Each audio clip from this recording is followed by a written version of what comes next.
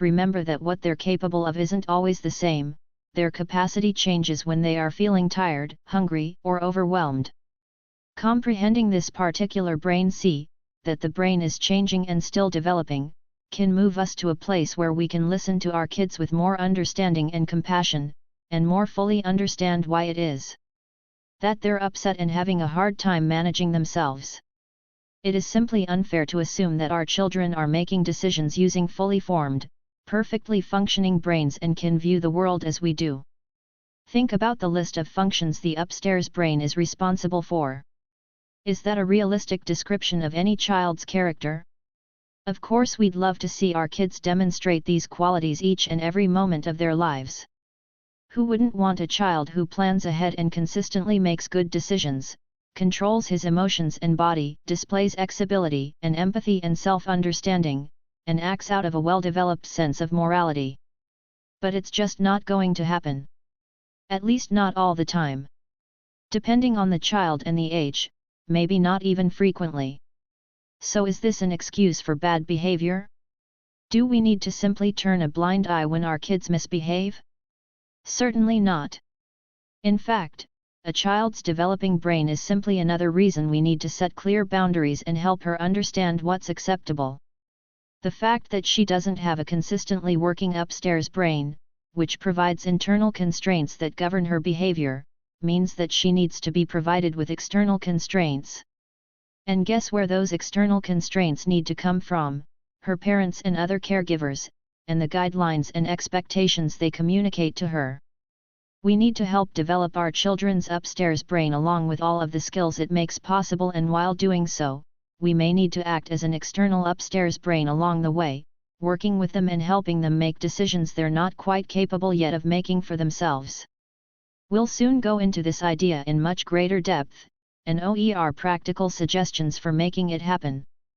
For now, though, just keep this initial brain C in mind: a child's brain is changing and developing, so we need to temper our expectations and understand that emotional and behavioral challenges are simply par for the course. Of course, we should still teach and expect respectful behavior. But in doing so, we need to always keep in mind the changing, developing brain. Once we understand and accept this fundamental reality, we'll be much more capable of responding in a way that honors the child and the relationship, while still attending to any behaviors we need to address. Brain C number 2, the brain is changeable. The second brain C is immensely exciting and OERs hope to parents everywhere. The brain is not only changing, it develops over time, but changeable. It can be molded intentionally by experience. If you read much about the brain these days, you'll likely come across the concept of neuroplasticity, which refers to the way the brain physically changes based on experiences we undergo. As scientists put it, the brain is plastic, or moldable. Yes, the actual physical architecture of the brain changes based on what happens to us. You may have heard about scientific studies that demonstrate evidence of neuroplasticity. In The Whole Brain Child, we talk about research showing enlarged auditory centers in the brains of animals who depend on their hearing for hunting, and studies showing that for violinists, the regions of the cortex that represent the left hand which enjambs the instrument's strings at amazing speeds are larger than normal. Other recent studies demonstrate that children who are taught to read music and play the keyboard undergo significant changes in their brain and have an advanced capacity for what's called spatial sensorimotor mapping. In other words, when kids learn even the fundamentals of playing piano, their brains develop differently from the brains of kids who don't, so they can more fully understand their own bodies in relationship to the objects around them. We've seen similar results in studies on people who meditate. Mindfulness exercises produce literal changes in the brain's connections, significantly affecting how well a person interacts with other people and adapts to difficult situations. Obviously, this isn't to say that all children should take piano lessons, or that everyone should meditate, although we wouldn't discourage either activity.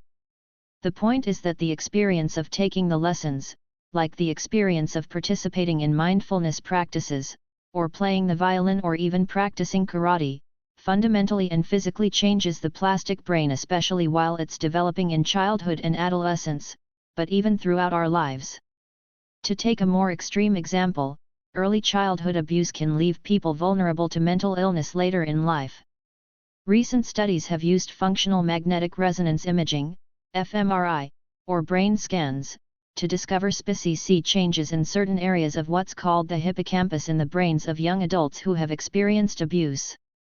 They experience higher rates of depression, addiction, and post-traumatic stress disorder, PTSD. Their brains have fundamentally changed in response to the trauma they faced as children. Neuroplasticity has enormous ramifications for what we do as parents. If repeated experiences actually change the physical architecture of the brain, then it becomes paramount that we be intentional about the experiences we give our children. Think about the ways you interact with your kids.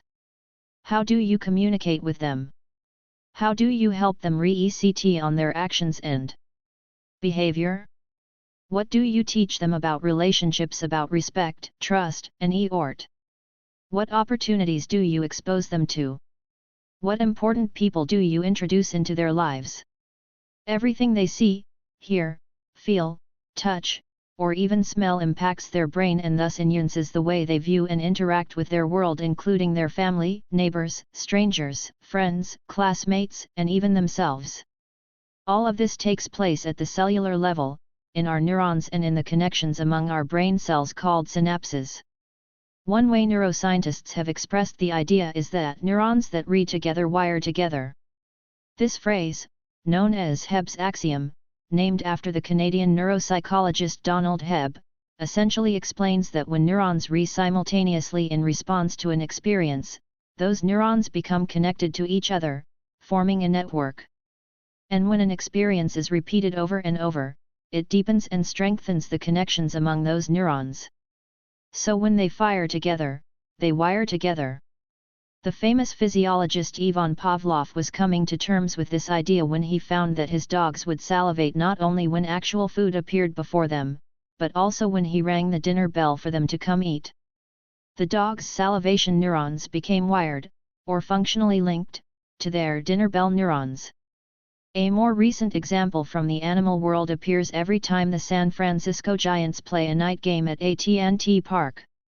Near the end of each game, swarms of seagulls appear, ready for a feast of left-behind hot dogs, peanuts, and Cracker Jack once the Bayside Stadium empties. Biologists are stumped as to how, exactly, the birds time their arrival for the ninth inning. Is it the increased noise of the crowd? The lure of the stadium lights? The organ playing "Take Me Out to the Ball Game" during the seventh inning stretch? One thing seems clear, though: the birds have been conditioned, or primed, to expect food once the game ends. Neurons have fired together and subsequently been wired together. Hebb's axiom is what causes a toddler to raise his hands and say "hold you" when he wants to be picked up. He hardly understands the meaning of the exact words, and obviously hasn't quite figured out his pronouns.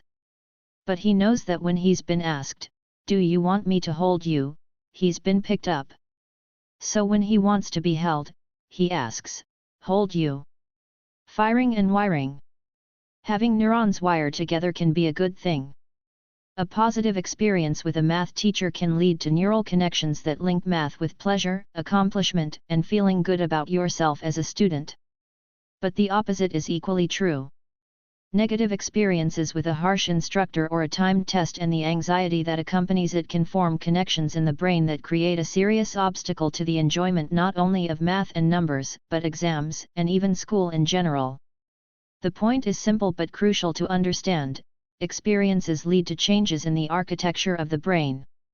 Practically, then, we want to keep neuroplasticity in mind when we make decisions about how we interact with kids and how they spend their time. We want to consider what neural connections are being formed and how they will play out in the future. For example, what movies do you want your kids to see, and what activities do you want them to spend hours of time enjoying? Knowing that the plastic brain will be altered with experience, we might be less comfortable with hours spent watching certain television programs or playing violent video games. We might instead encourage our kids to engage in activities that build their capacity for relationships and for understanding other people, whether that means hanging out with friends, playing games with their family, or participating in sports and other group activities that ask them to work with others as a team. We might even purposely create time for boredom on a summer day, so they have to go to the garage and see what interesting fun they can have with a pulley, some rope, and a roll of duct tape. If someone comes back inside to Google the phrase duct tape parachute for baby brother, you might want to break out the Monopoly board. We cannot, nor would we want to, protect or rescue our kids from all adversity and negative experiences.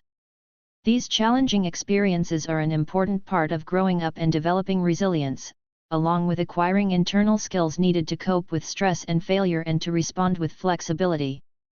What we can do is help our children make sense of their experiences so that those challenges will more likely be encoded in the brain consciously as learning experiences, rather than unconscious associations or even traumas that limit them in the future. When parents discuss experiences and memories with their kids, the children tend to have better access to memories of those experiences. Kids whose parents talk to them about their feelings also develop a more robust emotional intelligence and can therefore be better at noticing and understanding their own and other people's feelings. Neurons that read together wire together, changing the changeable brain. It all comes back to the point that the brain changes in response to experience. What do you want your children to experience that will affect their changeable brains? What brain connections do you want to nurture? And more to the point in this book, knowing that a child's brain is changeable, how do you want to respond to misbehavior? After all, your kids' repeated experiences with discipline will be wiring their brains as well. Brain C number 3, the brain is complex. So the brain is changing and changeable. It's also complex, which is our third brain C. The brain is multifaceted, with different parts responsible for different tasks. Some parts are responsible for memory, others for language, others for empathy, and so on. This third brain C is one of the most important realities to keep in mind when it comes to discipline. The brain's complexity means that when our kids are upset, or when they're acting in ways we don't like, we can appeal to different parts of their brains, to different regions and ways the brain functions, with different parental responses activating different circuitry. We can therefore appeal to one part of the brain to get one result, another part to get a different result. For example, let's go back to the upstairs and downstairs brains. If your child is melting down and out of control, which part of the brain would you rather appeal to? The one that's primitive and reactive? Or the one that's sophisticated and capable of logic, compassion, and self-understanding? Do we try to connect to the one that responds as a reptile would with defensiveness and attacks, or to the one with the potential to calm down, problem solve, and even apologize? The answer is obvious. We want to engage the upstairs brain's receptivity, rather than trigger the downstairs brain's reactivity. Then the higher parts of the brain can communicate and help override the lower, more impulsive and reactive parts. When we discipline with threats, whether explicitly through our words or implicitly through scary nonverbals like our tone, posture, and facial expressions, we activate the defensive circuits of our child's reactive reptilian downstairs brain. We call this poking the lizard, and we don't recommend it because it almost always leads to escalating emotions, for both parent and child. When your VE-year-old throws a tea at the grocery store, and you tower over him and point your anger and insist through clenched teeth that he calm down this instant, you're poking the lizard. You're triggering a downstairs reaction, which is almost never going to lead anywhere productive for anyone involved. Your child's sensory system takes in your body language and words and detects threat, which biologically sets the neural circuitry that allows him to survive a threat from his environment to GHT, to EE, to freeze, or to faint. His downstairs brain springs into action, preparing to react quickly rather than fully considering alternatives in a more responsive, receptive state. His muscles might tense as he prepares to defend himself and, if necessary, attack with freeze and GHT. Or he may run away in IT, or collapse in a fainting response. Each of these is a pathway of reactivity of the downstairs brain. And his thinking, rational self-control circuitry of the upstairs brain goes offline, becoming unavailable in that moment. That's the key. We can't be in both a reactive downstairs state and a receptive upstairs state at the same time. The downstairs reactivity holds sway. In this situation, you can appeal to your child's more sophisticated upstairs brain, and allow it to help rein in the more reactive downstairs brain. By demonstrating respect for your child, nurturing him with lots of empathy, and remaining open to collaborative and reactive discussions, you communicate no threat, so the reptilian brain can relax its reactivity. In doing so, you activate the upstairs circuits, including the extremely important prefrontal cortex, which is responsible for calm decision-making and controlling emotions and impulses. That's how we move from reactivity to receptivity. And that's what we want to teach our children to do. So instead of earnestly demanding that your VE-year-old calm down, you can help quiet and soothe the downstairs brain and instead bring the upstairs brain online by gently inviting him to be physically close to you and listening to whatever he's upset about. If you're in a public place and your child is disturbing everyone around you, it may be necessary to take him outside while you attempt to appeal to his upstairs brain. Research supports this strategy of engaging the upstairs brain rather than enraging the downstairs. We've seen, for example, that when a person is shown a photo of a face that's angry or afraid, activity increases in a region of the downstairs brain called the amygdala, pronounced amygdalu, which is responsible for quickly processing and expressing strong emotions, especially anger and fear. One of the amygdala's primary jobs is to remain alert and to sound an alarm anytime we are threatened, allowing us to act quickly. Interestingly, simply seeing a photograph of a person with an angry or frightened face causes the viewer's amygdala to activate.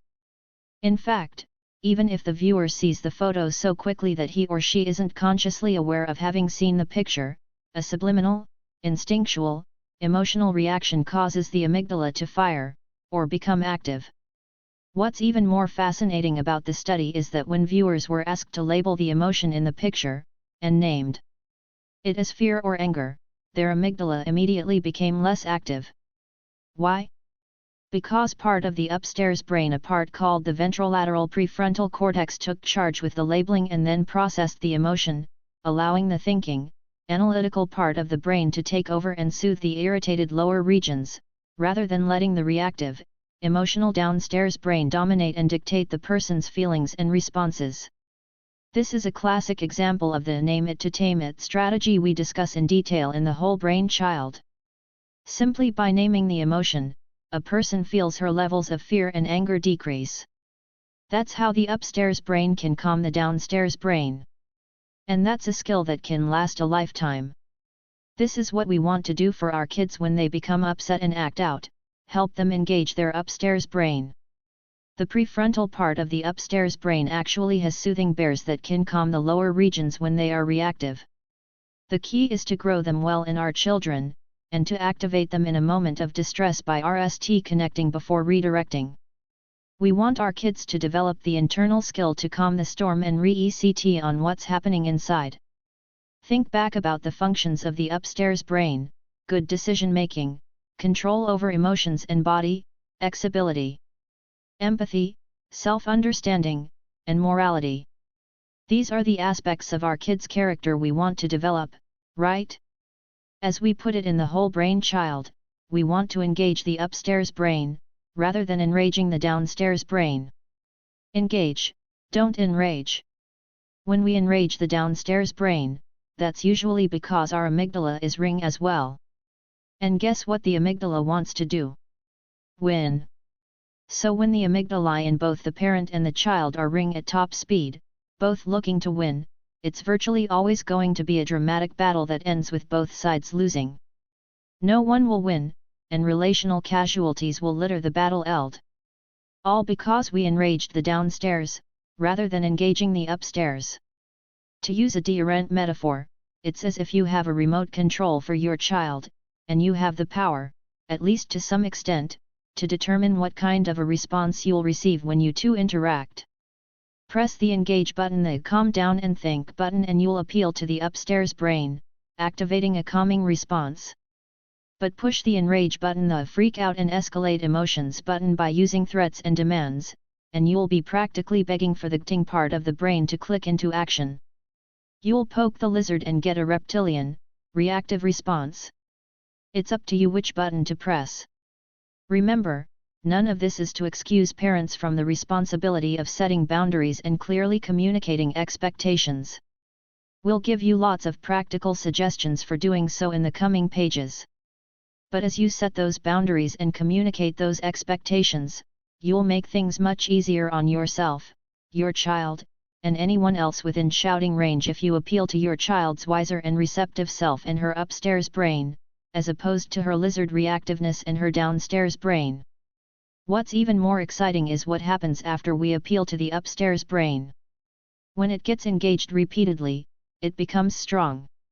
Neurons that read together wire together. So when a child is in an upset state of mind and we invite the upstairs brain to become active, we create a functional linkage between that dysregulated state and an activation of the part of her brain that brings her back into a well-regulated state. We can likely grow those soothing bears that extend from the prefrontal upstairs brain into the downstairs brain. That means the more we appeal to our child's more integrated nature, the more we ask her to think before she acts or to consider someone else's feelings, the more we ask her to act ethically or empathically, then the more she'll use her upstairs brain, and the stronger it will become, because it is building connections and becoming more integrated with the downstairs areas. Using her upstairs brain will more and more become her accessible pathway, her automatic default, even when emotions run high. As a result, she'll become better and better at making good decisions, handling her emotions, and caring for others. Applying the brain C's. Let's talk now about what the 3 brain C's changing, changeable, and complex look like in action. When Nina freaked out on the porch step, Liz's RST instinct was to logically explain how the transportation decisions had been made. Your sister's school is right by my work. She could have gone on to explain that Tim had more time to drive Nina to her school, and that Nina had just yesterday been asking for more time with her father. All of these statements were true, and rational.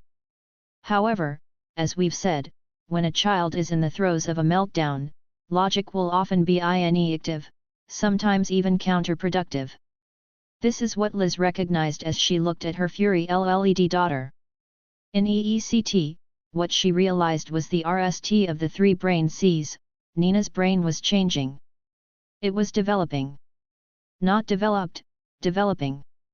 Which meant that Liz needed to be patient with her little girl and not expect her to consistently control herself like an adult, or even like an older child. She took a deep breath and worked to remain calm, despite the stress being produced by the unreasonable 4-year-old, the impatient 7-year-old, and the ever-ticking clock. Just as important in this situation was the second brain C, that the brain is changeable. Liz understood that the way she and her husband handled each situation with their daughters wired the girls' developing brains, for good or for bad. So in this moment of awareness, Liz resisted the urge she currently felt, which was to hurriedly and even aggressively pick up her crying daughter, march her to Tim's car stomping all the way, strap her into her car seat, and slam the door. By the way, if you recognize yourself in the anger LLED depiction of how Liz wanted to handle the situation, you're not alone. We've all been there. See when a parenting expert loses it at the back of the book. Caring parents will often condemn themselves over every little mistake they make, or for every time they miss an opportunity to approach a difficult moment from a whole brain perspective. We urge you to listen to this internal critic only long enough to gain some awareness so that you can do better the next time, but then be generous and forgiving of yourself. Of course you want to do your best with and for your kids. But as we'll explain in detail in the book's conclusion, even parental mistakes can be extremely valuable for our kids. We can teach them we are all human, and we can take responsibility for what happens and make a repair. That's an essential teaching experience for all children. Liz was human and a parent, so of course she made her share of mistakes, as we all do. But in this instance she disciplined from a no-drama, whole-brain frame of mind and made an intentional decision to take a moment and be there emotionally for her young daughter. By this point the family was less than 1 minute behind schedule. And Liz realized that even though Nina's feelings seemed dramatic, they were real. She needed her mom right then. So Liz denied the impulse to do what was easiest and quickest, and again pulled her daughter close to her. As for specifically how she responded to the situation, that's where the third brain C complex comes in. Liz understood her daughter well enough to know better than to enrage the downstairs brain. It was plenty active already. Instead, she needed to engage Nina's upstairs brain. The RST step, though, had to be to connect. Before redirecting, we always connect. That's what Liz was doing when she held her daughter. Yes, she was in a hurry, but nothing positive could happen until Nina calmed down some, which didn't take long once she was in her mother's arms. In just a few seconds Liz felt Nina take a deep breath and her little body begin to soften. If Nina were your child, you might have handled this situation in one of a few ways, depending on your style and her temperament. Like Liz, you would probably seek as your RST goal to help your daughter calm down, so that her upstairs brain would come back online and she could listen to reason. You might promise to get up early tomorrow morning so you'd have time to take her to school. Or you might assure her that you'd ask your boss if you could leave work early this afternoon so you could pick up your daughter and then have some one-on-one special time with her. Or you might OER to tell her a story on speakerphone from your car as her dad drove her to school. As it turned out, Liz tried several of these strategies, all to no avail. No creative inspiration hit the mark. Nina was having none of it. Aren't you glad we didn't use an example in which that situation worked out nicely and perfectly? You're relieved, aren't you, because you know it doesn't always go that way. No matter how skillfully we handle a situation, and no matter how cognizant we remain of important information like the 3 brain Cs, at times, our kids still don't do things the way we'd like. They don't pick up their toys. They don't automatically apologize to their brother. They don't calm down. Which is exactly what happened here. Nina would not cooperate. Listening to her feelings, holding her, coming up with a plan, nothing did the trick. But Liz still had to leave for work, and the kids had to get to school. So, remaining calm and empathic, that's our goal, she explained that they had to go, and that Tim would drive her to school this morning as planned. I know you're sad, and I understand that you want to ride with me. I would like that, too. But we can't make that work today. Would you like to climb in or would you like Daddy to help you get in the car now? Daddy will be with you to comfort you on the way to school. I love you and I'll see you this afternoon. And with that, the front porch situation ended, with Tim holding a crying Nina as he carried her to his car. Notice what we're acknowledging here.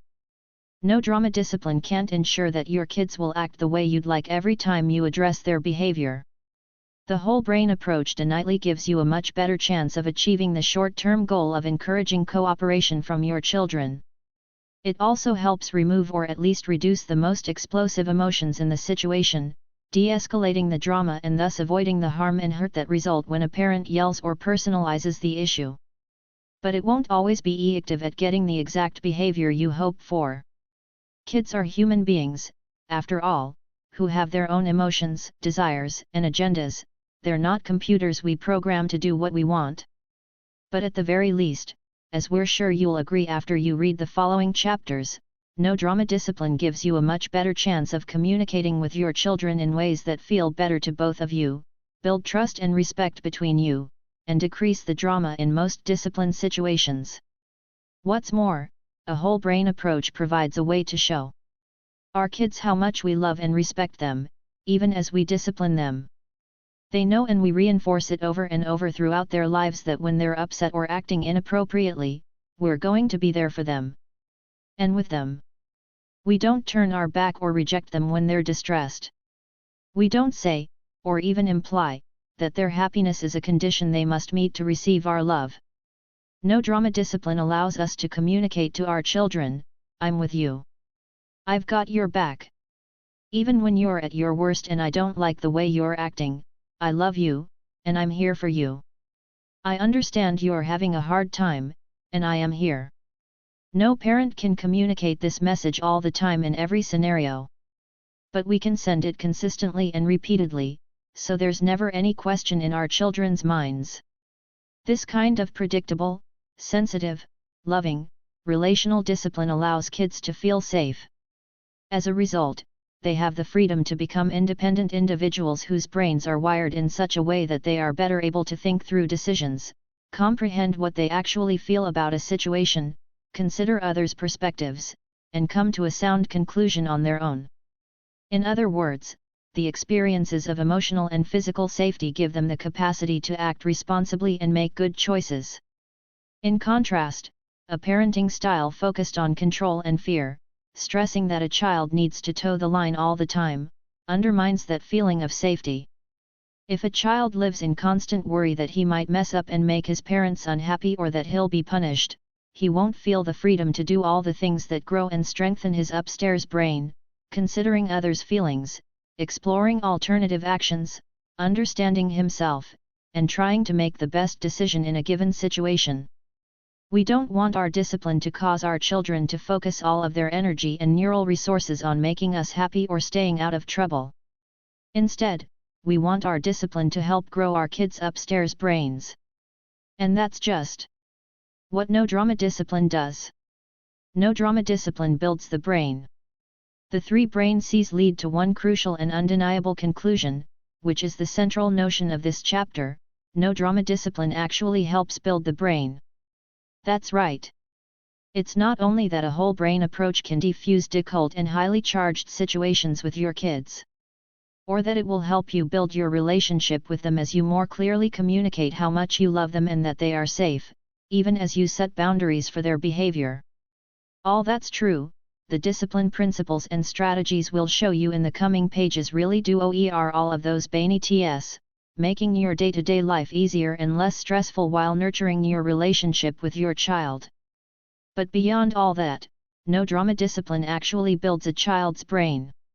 It strengthens neural connections between the upstairs and downstairs parts of the brain, and these connections lead to personal insight, responsibility, equitable decision-making, empathy, and morality.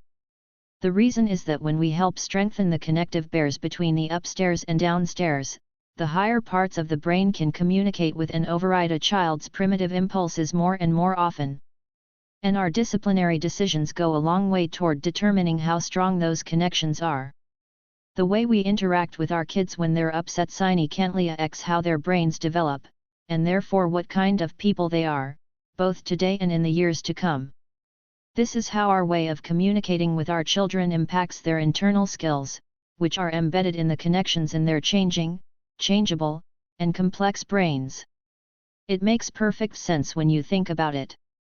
Every time we give a child the experience of exercising his upstairs brain, it gets stronger and more fully developed. When we ask him questions that develop insight into himself, he becomes more insightful. When we encourage her to empathize with someone else, she becomes more empathic. When we give a child the opportunity to decide how he should act, rather than simply telling him what he should do, he becomes a better decision maker. And that's one of the ultimate goals of parenting, isn't it? That our kids become more insightful, empathic, and able to make good decisions on their own? You know the old saying, give a man a SH, and he'll eat for a day. Teach a man to SH, and he'll eat for a lifetime. Our ultimate goal isn't that our children do what we want them to do because we're watching them or telling them what to do. That would be fairly impractical, after all, unless we plan on living and going to work with them for the rest of their lives. Rather, we want to help them learn to make positive and productive choices on their own in whatever situation they face. And that means we need to view the times they misbehave as opportunities to give them practice building important skills and having those experiences wired into the brain. Building the brain by setting limits. This perspective can completely change the way we look at the opportunities we have to help our kids make better choices. When we set limits, we help develop the parts of the upstairs brain that allow children to control themselves and regulate their behaviors and their body. One way to think about it is that we're helping our kids develop the ability to shift between the different aspects of what's called the autonomic nervous system. One part of the autonomic nervous system is the sympathetic branch, which you can think of as the accelerator of the system. Like a gas pedal, it causes us to react with gusto to impulses and situations, as it primes the body for action. The other part is the parasympathetic branch, which serves as the brakes of the system and allows us to stop and regulate ourselves and our impulses. Keeping the accelerator and the brakes in balance is key for emotional regulation, so when we help children develop the capacity to control themselves even when they're upset, we're helping them learn to balance these two branches of the autonomic nervous system. Purely in terms of brain functioning, sometimes an activated accelerator, which might result in a child's inappropriate and impulsive action, followed by the sudden application of brakes, in the form of parental limit setting, leads to a nervous system response that may cause the child to stop and feel a sense of shame. When this happens, the physiologic manifestation might result in avoiding eye contact, feeling a heaviness in her chest, and possibly experiencing a sinking feeling in her stomach. Parents might describe this by saying she feels bad about what she's done. This initial awareness of having crossed a line is extremely healthy, and it's evidence of a child's developing upstairs brain. Some scientists suggest that limit setting that creates a healthy sense of shame leads to an internal compass to guide future behavior. It means she's beginning to acquire a conscience, or an inner voice, along with an understanding of morality and self-control. Over time, as her parents repeatedly help her recognize the moments when she needs to put on the brakes, her behavior begins to change. It's more than simply learning that a particular action is bad, or that her parents don't like what she's done, so she'd better avoid that action or she'll get in trouble. More occurs within this child than just learning the rules of good versus bad or acceptable versus unacceptable. Rather, her brain actually changes, and her nervous system gets wired to tell her what feels right, which modes her future behavior.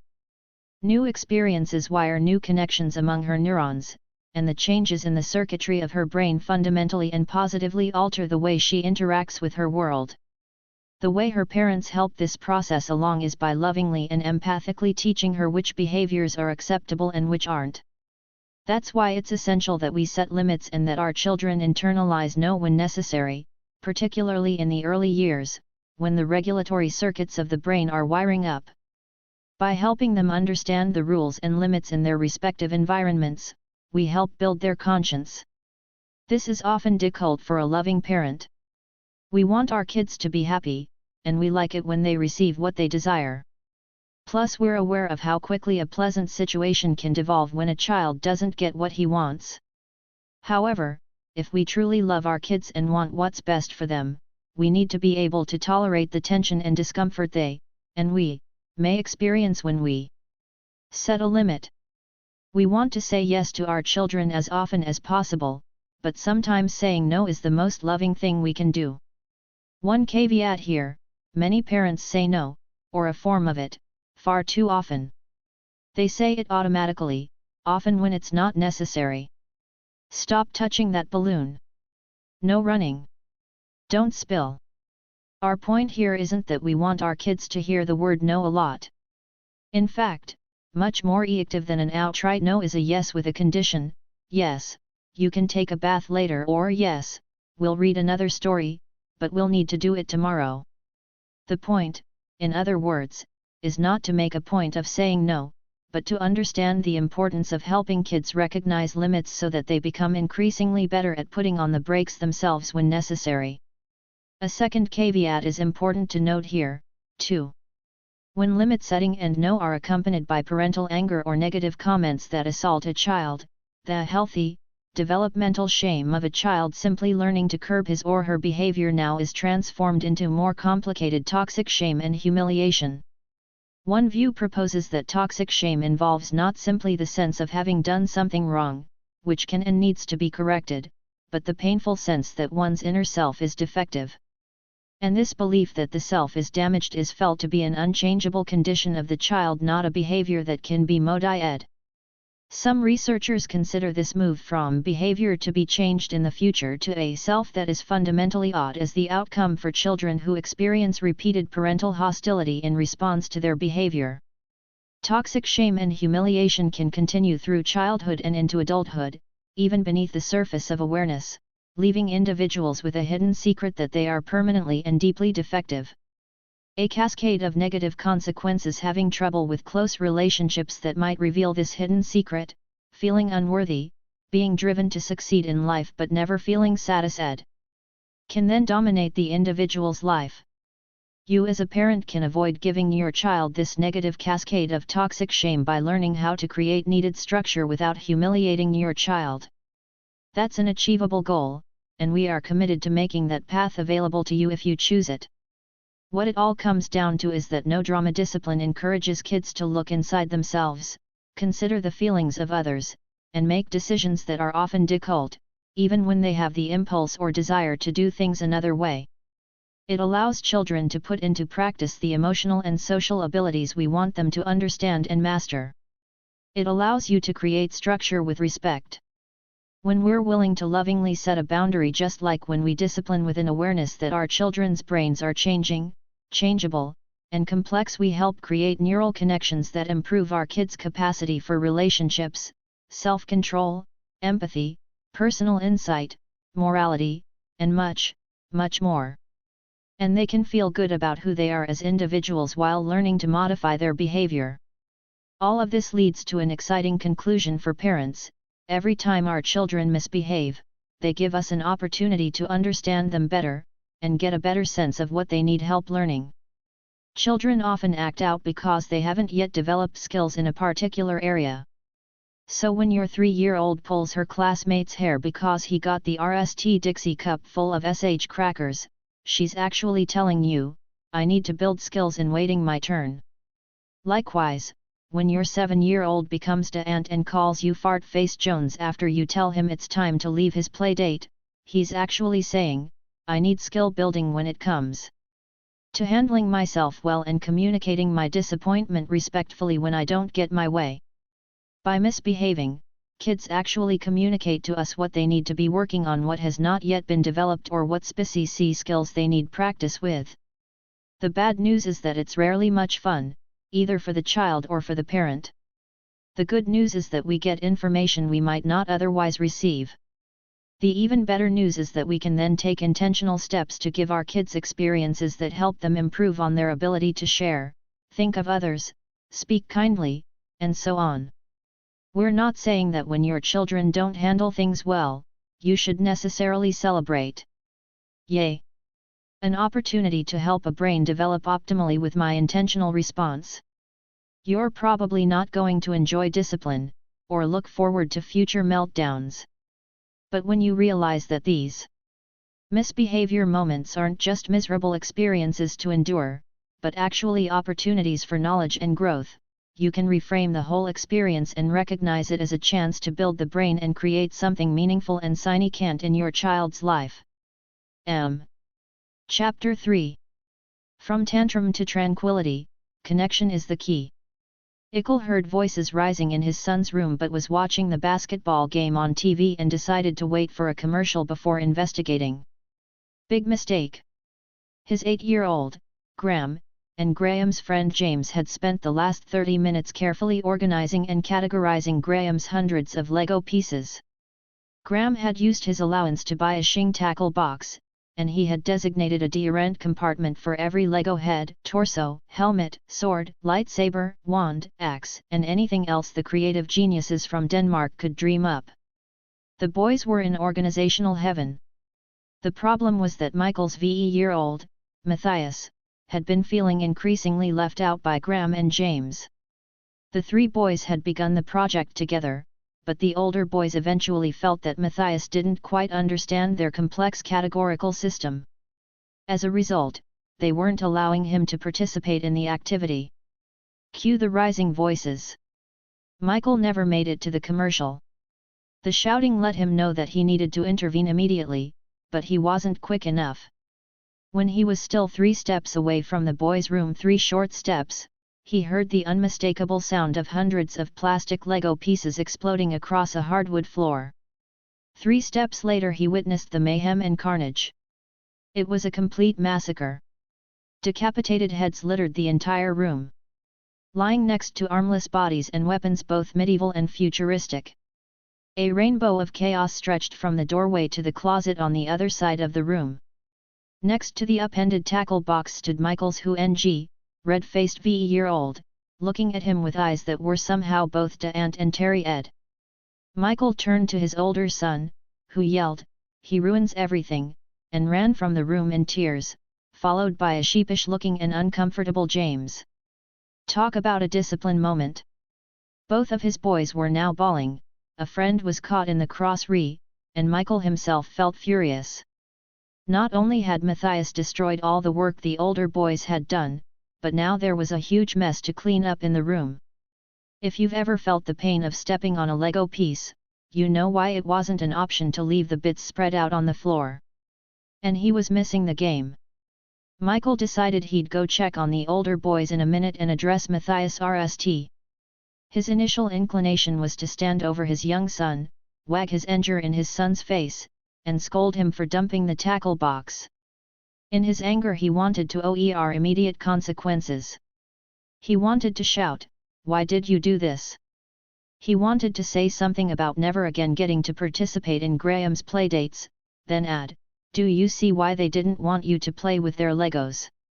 Luckily, though, the thinking part of Michael, his upstairs brain, took over, and he addressed the situation from a whole brain perspective. What triggered the more mature and empathic approach was his recognition of how much his little boy needed him right then. Of course Michael would have to address Matthias's behavior. And yes, he'd obviously need to be a bit more proactive next time in attending to the situation before it spun out of control. He'd want to help Matthias think about how Graham felt, and understand that our actions often impact other people in significant ways. All of this teaching, all of this redirection, was absolutely necessary. But not right now. Right now, he needed to connect. Matthias was completely dysregulated emotionally, and he needed his dad to soothe the hurt feelings, sadness, and anger that came from being criticized for being too little to understand and from being excluded. This was not the time to redirect, to teach, or to talk about family rules and respect for others' property. It was time to connect. So Michael knelt down and opened his arms, and Matthias fell into them. Michael held him as he sobbed, rubbed his back, and said nothing other than an occasional "I know, buddy. I know." A minute later Matthias looked up at him, his eyes shiny with tears, and said, "I spilt the Legos." In response, Michael laughed a little and said, "I'd say you did more than that, little man." Matthias cracked a small smile, and at that point Michael knew he could now proceed to the redirecting part of the discipline and help Matthias understand some important lessons about empathy and appropriate expressions of big feelings. He was now capable of hearing his father. Michael's connection and comfort had allowed his son to move out of a reactive state and into a receptive one, where he could hear his dad and really learn. Notice that connecting RST is not only more relational and loving. Yes, it allows parents to attune to their children, as Michael did here, and be emotionally responsive when they're upset and dysregulated. That enables the child to feel felt, which is the inner sense of being seen and understood that transforms chaos into calm, isolation into connection. Connecting RST is a fundamentally loving way to discipline. But notice how much more effective a no-drama disciplinary approach can be as well. It's not that a lecture would have been wrong as Michael's initial response to the situation. Our point here isn't about the rightness or wrongness of parenting approaches, although we'd deniably argue that a whole-brain approach is fundamentally more loving and compassionate. The point is that Michael's Connect RST tactic achieved the two goals of discipline gaining cooperation and brain building extremely effectively. It allowed learning to occur, teaching to be effective, and connection to be established and maintained. His approach let Michael get his son's attention, and to do so quickly and without drama, so they could talk about Matthias's behavior in such a way that he could listen. Plus, it could help build Matthias's brain, because he could now hear Michael's points and understand the important lessons his father was teaching him. In addition, Michael modeled for his son attuned connection and showed him that there are calmer, more loving ways to interact when you're upset with someone. And all of this happened because Michael connected first, before redirecting. Proactive parenting. We'll talk in just a minute about why connection is such a powerful tool when our kids are upset or having trouble making good decisions. Michael obviously used it effectively. But by being just a bit slow to respond to the situation 3 short steps, he missed an opportunity to avoid the entire disciplinary process completely. It really is true. At times we can avoid having to discipline at all, simply by parenting proactively, rather than reactively. When we parent proactively, we watch for times we can tell that misbehavior and/or a meltdown is in our children's near future. It's just over the horizon of where they are right now, and we step in and try to guide them around that potential landmine. Michael wanted to make it to the next commercial, so he didn't respond quickly enough to the signs that trouble was beginning to surface in his son's room. Parenting proactively can make all the difference. When, for example, your sweet and usually compliant 8-year-old is getting ready to go to her swim lesson, you might notice that she overreacts a bit when it's time to apply sunscreen. Why do I have to use sunscreen every day? Then while you're getting her little brother ready, she sits down at the piano for a minute to play one of her songs. But she misses a couple of notes, then slams her ST on the keyboard in frustration. You could interpret these actions as isolated incidents and overlook them. Or you could recognize them for the warning ages they probably are. You might remember that this particular daughter gets especially upset when she's hungry, so you might stop what you're doing and set an apple in front of her. When she looks up at you, you can OER her a knowing smile as a reminder of this tendency of hers, and hopefully she'll nod, eat the apple, and move back into a place of self-control. Granted, sometimes no obvious signs present themselves before our kids make bad decisions and act in ways that aren't ideal. But other times we can read our children's cues and take proactive steps to stay ahead of the discipline curve. That might mean giving a warning minutes before having to leave the park, or enforcing a consistent bedtime so your kids don't get too tired and grumpy. It might mean starting to tell a preschooler a suspenseful story and then pausing it, explaining that you'll tell what happens next once she's in her car seat. Or maybe it means you step in to begin a new game when you hear that your children are moving toward Sini Can't Con ICT with each other. It might mean telling a toddler, with a voice full of intriguing energy, "Hey, before you throw that French fry across the restaurant, I want to show you what I have in my purse." Another way to parent proactively is to halt before responding to your kids. When you see your child's behavior trending in a direction you don't like, ask yourself, is he hungry, angry, l1ly, or tired? It may be that all you need to do is to set out some raisins, listen to his feelings, play a game with him, or help him get more sleep. Sometimes, in other words, all you need is a bit of forethought and planning ahead. Parenting proactively isn't easy, and it takes a fair amount of awareness on your part. But the more you can watch for the beginnings of negative behaviors and head them at the pass, the less you'll end up having to pick up the literal or figurative pieces, meaning you and your children will have more time simply to enjoy each other. As we all know, though, sometimes misbehavior just happens. Oh, does it happen? And no amount of proactivity can prevent it. That's when it's time to connect. We have to GHT the urge to immediately punish, lecture, lay down the law, or even positively redirect right away. Instead, we need to connect. Why connect first? Let's get more specific and talk about why connection is so powerful. We'll look at 3 primary benefits: 1 short-term, 1 long-term, and 1 relational of making connection our RST response when our kids have trouble controlling themselves and making good decisions.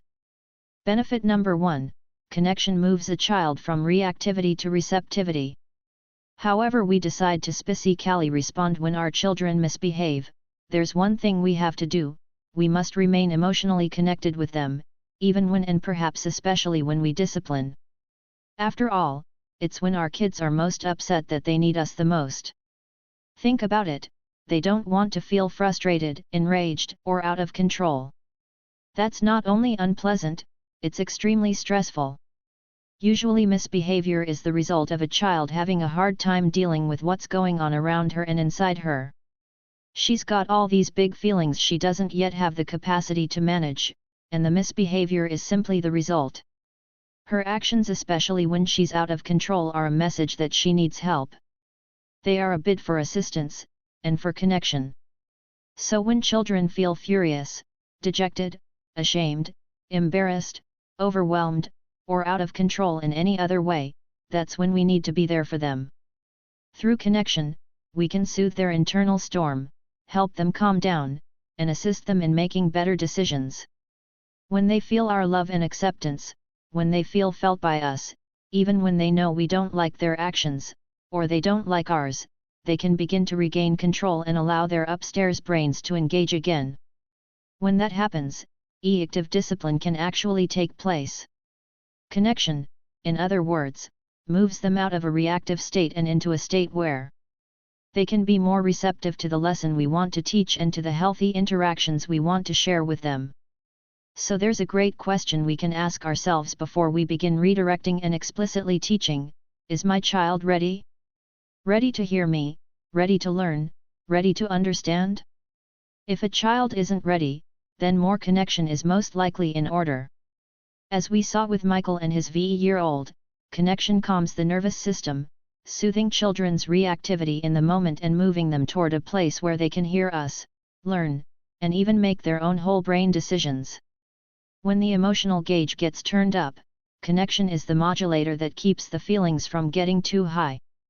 Without connection, emotions can continue to spiral out of control. Imagine the last time you felt really sad or angry or upset. How would it have felt if someone you love told you, "You need to calm down," or "It's not that big a deal"? Or what if you were told to go be by yourself until you're calm and ready to be nice and happy? These responses would feel awful, wouldn't they? Yet, these are the kinds of things we tell our kids all the time. When we do, we actually increase their internal distress, leading to more acting out, not less. These responses accomplish the opposite of connection, effectively amplifying negative states. Connection, on the other hand, calms, allowing children to begin to regain control of their emotions and bodies. It allows them to feel felt, and this empathy soothes the sense of isolation or being misunderstood that arises with the reactivity of their downstairs brain and the whole nervous system, heart pounding, lungs rapidly breathing, muscles tightening, and intestines churning. Those reactive states are uncomfortable, and they can become intense-ed with further demands and disconnection. With connection, however, kids can make more thoughtful choices and handle themselves better. What connection does, essentially, is to integrate the brain. Here's how it works. The brain, as we've said, is complex. That's the third brain C. It's made up of many parts, all of which have different jobs to do. The upstairs brain, the downstairs brain, the left side and the right side. There are memory centers and pain regions. Along with all the systems and circuitry of the brain, these parts of our brain have their own responsibilities, their own jobs to do. When they work together as a coordinated whole, the brain becomes integrated. Its many parts can perform as a team, accomplishing more and being more effective than they could working on their own. As we explained in The Whole Brain Child, a good image to help understand integration is a river of well-being.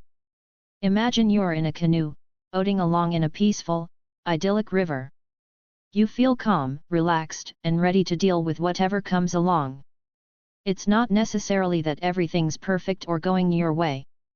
It's more that you're in an integrated state of mind. You're calm, receptive, and balanced, and your body feels energetic and at ease. Even when things don't work out the way you'd like, you can flexibly adapt. That's the river of well-being. Sometimes, though, you're not able to stay in the awe of the river. You veer too far to one bank or the other. One side of the river represents chaos. Near this bank are dangerous rapids that make life feel frenzied and unmanageable. When you're near the chaos bank, you're easily upset, and even minor obstacles can leave you spinning out of control. You might experience overwhelming emotions such as high anxiety or intense anger, and you might notice that your body feels chaotic, too, with tense muscles, a rapid heartbeat, and a furrowed brow. The other bank is no less unpleasant,